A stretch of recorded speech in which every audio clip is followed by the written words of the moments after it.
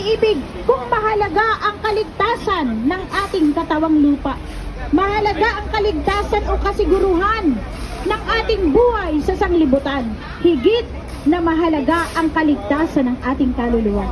Sabi sa banal na kasulatan, in the book of Mark, in Mark chapter 8, verse 36, ganito po ang pahayag ng kanyang mga salita. Sa aklat ng Marcos 8, talatang 36, purihin ang ating Panginoon. Mark chapter 8, verse 36, sapagkat ano ang pakikinabangi ng tao na makantan niya ang lahat ng bagay sa sanglibutan at mapapahamak ang kanyang buhay. Purihin ang Panginoon. Kaya ganito kahalaga ang kaligtasan ng ating kaluluwa. Sabi ng Bible, for what shall it profit of a man do we gain the whole world if loses his own soul? Wala palang mapapakinabang ang tao kahit mapasa kanya ang buong sanglibutan kung ang kanyang kaluluwa ay walang katiyakan ng kaligtasan. Ganito po kahalaga o ganito inilarawan ng banal na kasulatan ang kahalagahan ng kaligtasan ng kaluluwa. Mahal pa sa mga bagay ng sanlibutan.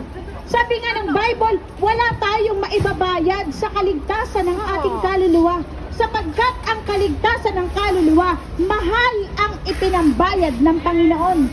In the book of Acts chapter 20 verse 28, sabi ng banal na kasulatan ay ganito, ganito binayaran ng Panginoon ang ating kaligtasan ng kaluluwa sa walang hanggang parusa. Sabi ng banal na kasulatan, ingatan ninyo ang inyong sarili at ang buong kawan na sa kanila ginawa kayo ng Espiritu Santo ng mga obispo upang pakanin ninyo ang iglesia ng Panginoon na binili niya ng kanyang sariling dugo. Kaya ang ipinambayad ng Panginoon sa kaligtasan ng ating kaluluwa ay ang banal na dugo ng Panginoon na natigis doon sa krus ng Kalbaryo. Kaya, di ba mga minamahal, napako ang Panginoon doon sa krus ng Kalbaryo? Siya'y nabugbog. Siya'y inalipusta ng mga taong walang paniniwala o pananampalataya. Siya'y inusig, siya'y pinagtawanan. Siya'y kinutya ng mga taong walang paniwala na siya'y bugtong na anak ng Diyos.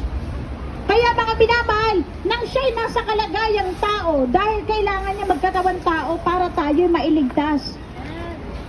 Hindi naman pwedeng ipako sa krus yung Espiritu. Ang Diyos kasi ay Espiritu.